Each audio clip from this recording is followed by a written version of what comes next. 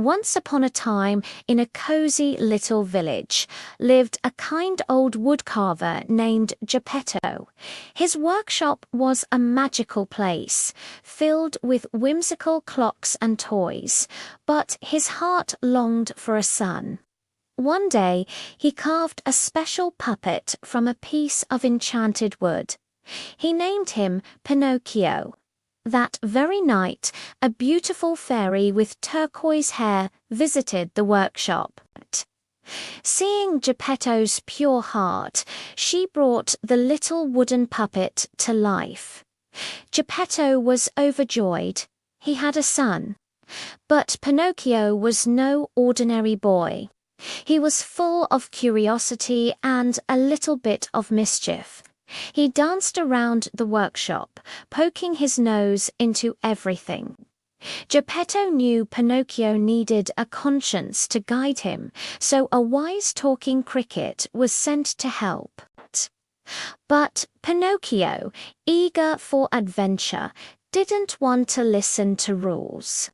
His first act of disobedience led him to sit too close to the fire, accidentally burning his wooden feet. It was a painful but important first lesson. Soon after, Pinocchio set off for school, but he was easily distracted. He met a sly fox and a crafty cat who saw his innocence as an opportunity. They told him about a magical field of miracles where he could plant his gold coins and grow a tree of money. Poor Pinocchio, wanting to help Geppetto, fell for their trick and lost everything. When the kind fairy found him and asked what happened, Pinocchio was too ashamed to tell the truth. With each lie he told, his nose grew longer and longer, until it was like a branch on a tree. He learned that lies, no matter how small, always show his adventures were far from over. He was lured to the land of toys, a place with no school and endless fun. It seemed like a dream, but it was a trap. The lazy boys who went there were turned into donkeys, and Pinocchio barely escaped, but not before sprouting donkey ears himself. Fleeing in terror, he ended up at the seashore, where a monstrous dogfish swallowed him whole. But inside the belly of the giant beast, he found a wonderful surprise. His father, Geppetto, who had been swallowed while searching for him at sea.